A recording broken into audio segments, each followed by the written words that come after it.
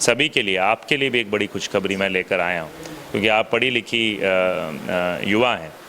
पार्टियों का आधार इन्होंने कहा कि हम देवीलाल जी की नीति और नीयत पर चलने वाले, हम तो उनके परिवार के वंशज हैं। जब आपके पास मौका था हरियाणा के साथ खड़े होने के लिए, हरियाणवी के साथ खड़े होने के लिए, अपने क्षेत्र के साथ खड़े होने के, किसानों के साथ, उस टाइम भी नहीं खड़े हुए। तो वो मुझसे कह रहे थे कहीं आप हमारे साथ ऐसा ना कर देना जैसा उन्होंने किया है। सारे के सारे तीनों ही एक परिवार के और तीनों सीटों के ऊपर जो कहते हैं हमारा गढ़ है, गढ़ के अंदर भी आपको कोई कार्यकर्ता नहीं मिला जिसको आप चुनाव लड़ाकर जिता सकते हो। इस वक्त जो बनवाला गांव की तस्वीरें आप देख रहे हैं कि अमित सिहाग कांग्रेस प्रत्याशी डबवाली विधानसभा से जो आज सुबह से ही बनवाला गांव में जो डोर टू डोर वोटों की अपील कर रहे हैं, लोगों से मिल रहे हैं और लोगों की समस्याएं भी सुन रहे हैं।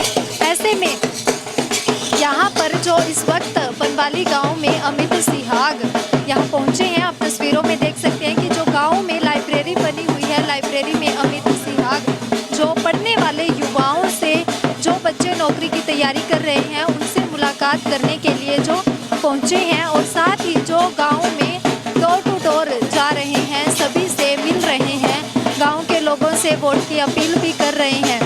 आप तस्वीरों में देख सकते हैं कि किस तरह से जो लाइब्रेरी के युवाओं से अमित सिहाग मिल रहे हैं।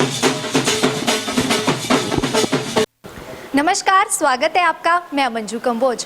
इस वक्त जो डबवाली विधानसभा के गांव बनवाला में मौजूद हैं, यहां पर हमारे साथ हैं अमित सिहाग जी, जो पहले यहां से विधायक भी रहे हैं डबवाली से और अब की बार कांग्रेस के प्रत्याशी फिर से चुनाव लड़ रहे हैं।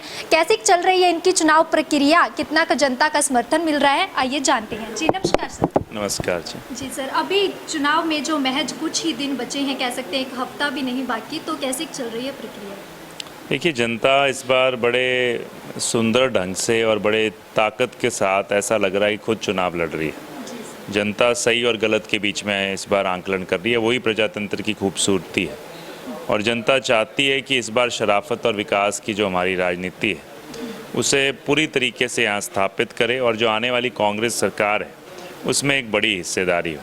और उसका प्रमाण आज बनवाला की मैं मानता हूँ जनता ने दिया। आज तकरीबन मेरे ये 5 या 6 प्रोग्राम हुए हैं और 6 प्रोग्राम में हमारे पास बड़े हर समुदाय से परिवार जो लंबे समय से दूसरी पार्टियों के साथ जुड़े रहे थे, वो उनको छोड़कर कांग्रेस के साथ हमारे साथ आए। तो ये अपने आप ही विश्वास जताता है कि जो उन्होंने पिछले दूसरे पार्टियों का जो जिस तरीके की नीति देखी या जो हमारा काम देखा या जो आने वाली सरकार की नीतियाँ हैं कांग्रेस पार्टी की, उससे वो प्रभावित होकर आए हैं। तो मैं मानता हूं कि अब माहौल बिल्कुल एक तरफा है और माहौल बिल्कुल जनता के हक में। मैं एक तरफा इसलिए नहीं कह रहा कि मैं उम्मीदवार हूं, मैं मानता हूं ये जनता बनाम, जैसे मैंने नारा दिया था, नामदार बनाम कामदार की लड़ाई है। तो ये मैं मानता हूं जो कामदार है उसको जनता चुनने के लिए आकुर है। सर, इस वक्त जो लाइब्रेरी में हम मौजूद हैं, तो लाइब्रेरी के टॉपिक पे भी ज़रूर बात करेंगे कि अगर आप दूसरी बार यहाँ से विधायक बनते हैं आगे भी, तो क्या कुछ रहेगा युवाओं के लिए स्पेशल? देखिए, मेरी शुरुआती तौर पर सभी लोग जानते हैं, मैंने जो मेरा जवानी बचाओ का नारा था जिसमें नशे के खिलाफ हमारा एक सामाजिक अभियान था, उसमें मैंने कई प्रयास किए। उसमें से एक प्रयास ये था कि सरकार के समक्ष मैंने एक सुझाव और प्रपोज़ल रखा था और कि भी कुछ गाँव के समूह पर एक ई लाइब्रेरी होनी चाहिए ताकि आगे बच्चे शिक्षित हों, सही दिशा में जाएं और रोज़गार ले सकें। उसको सरकार ने अपने बजट के अंदर माना भी था 2-3 साल पहले जब बजट सत्र था, पर दुर्भाग्यपूर्ण वर्ष, चाहे राजनीतिक कारण कह लीजिए या किस कारण से, आगे वो बढ़ नहीं पाया। फिर मैंने खुद तो सहयोग दिया कुछ लाइब्रेरीज़ को, मगर जो व्यापक स्तर पर होना चाहिए था वो नहीं हुआ। और अब खुशी की बात है कि कांग्रेस पार्टी ने अपने घोषणा पत्र में ये कह दिया है कि भी गाँव के ऊपर हर गाँव में हम लाइब्रेरी खोलने का काम करेंगे। तो मैं मानता हूँ मेरे पास अब वो हथियार हैं सरकार के जिनको इस्तेमाल करके मेरा अपना जो सपना भी था हर गाँव में लाइब्रेरी खोलने का, उसको और बेहतर ढंग से पूरा कर पाऊँगा। तो ये तो मैं सोच है, मगर उससे आगे बढ़कर मैं कहूँगा जो खुशखबरी सभी के लिए, आपके लिए भी एक बड़ी खुशखबरी मैं लेकर आया हूँ, क्योंकि आप पढ़ी लिखी युवा हैं, कि कांग्रेस पार्टी ने घोषणा की है 2 लाख सरकारी नौकरियां, पक्की नौकरियां अगले 5 साल में कांग्रेस पार्टी लेकर आ रही है। और इसमें जो आपके लिए बड़ी खुशखबरी है वो कि 33% उसमें आरक्षण जो है वो महिलाओं को दिया जाएगा। तो मैं मानता हूँ इससे बड़ी सुविधा सभी को इस घोषणा के माध्यम से मिलेगी।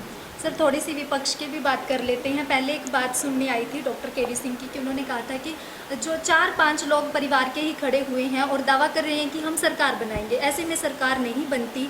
तो इस बारे में उन्होंने कहा कि हम चाहे परिवार के 4-5 लड़ रहे हैं, लेकिन हम जो लड़ रहे हैं वो पूरे हरियाणा के लिए लड़ रहे हैं, पूरे हरियाणा की सीटों पर लड़ रहे हैं। तो आप क्या कहेंगे? देखिए, अगर हरियाणा के लिए उनका इतना ख्याल होता तो उनके पास ये जो 4 साल बीते हैं वो एक सुनहरी मौका था।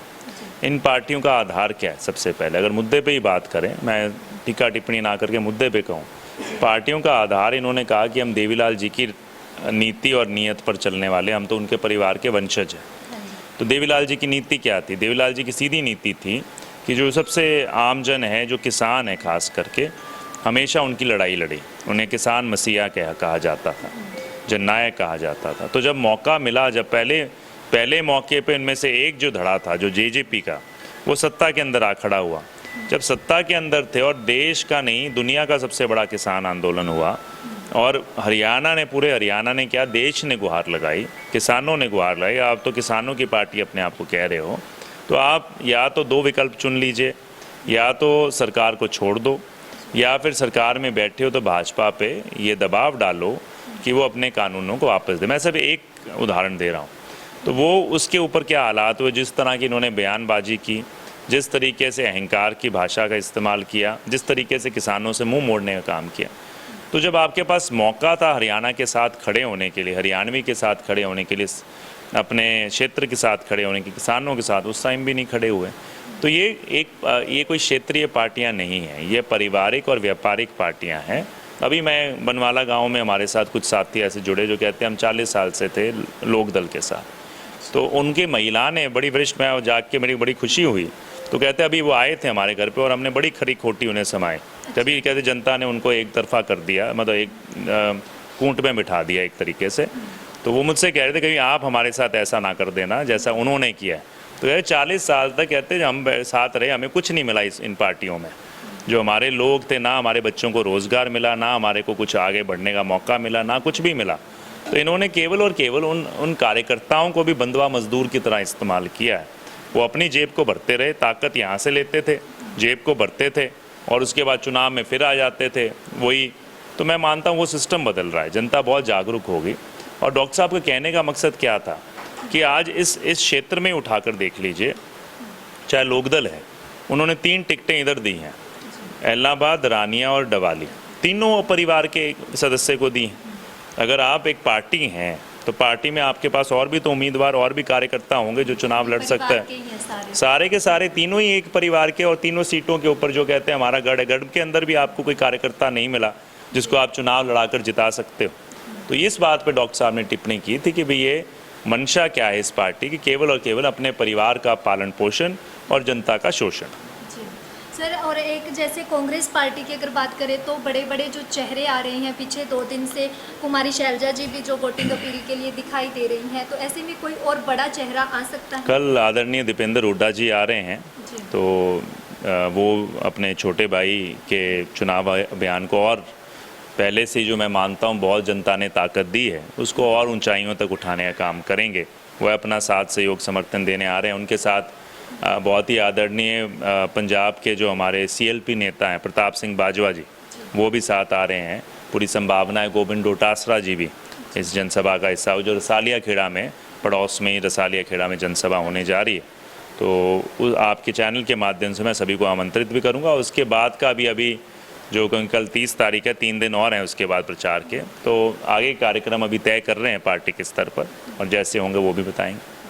अभी कुछ ही समय बाकी बचा है, 5-6 दिन कह सकते हैं, तो ऐसे में आप अपने आप को इस वक्त कहाँ का मान रहे हैं? देखिए, मैं जो जनता का रुझान मिल रहा है, जनता का आशीर्वाद मिल रहा है, मैं सच्चे मन से उसका आंकलन करूं तो मैं मानता हूं कि डवाली की जनता एक इतिहास रचने जा रही है कांग्रेस पार्टी के पक्ष में। जनता, डवाली की जनता चाहती है, ये जो मैंने कहा जिस राजनीति को ख़त्म करके जो अहंकार की थी उसके बनाम जो हमने एक विकल्प दिया है उसको चुनने के लिए मैं मानता हूँ पूरी मजबूती से लड़ाई लड़ रही है। तो मुझे लगता है कि एक, चाहे किसी का क्या आंकलन रहे, मुझे लगता है एक बड़ा भारी बहुमत से कांग्रेस पार्टी यहाँ से जीतने जा रही है। Thank you.